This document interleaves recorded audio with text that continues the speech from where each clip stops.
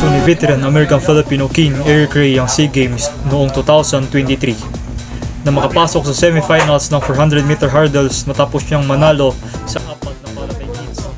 SEA Games Cambodia, sinigaw pa ni Ray ang pangalan ni Jordan dahil may 6-time gold medal ito. Si Ray, 34 years old, 6-time gold medalist sa SEA Games ay nagtala ng 50.39 segundo at nanalo sa Heat 2 at nakakuha din ng pwesto sa pagpatuloy ng 16 men.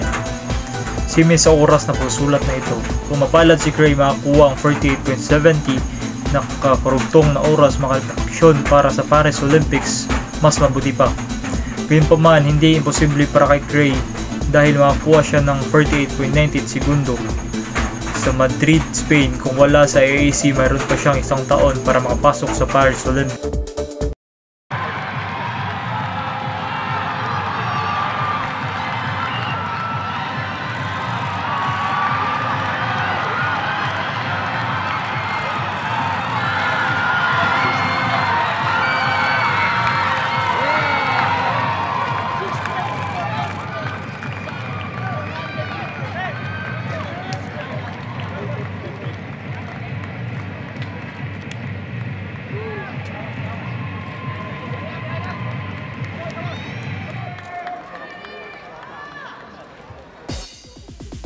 Pagitan ibang competitive qualifying tournament para makapasok sa kompetisyon sa ibang bansa.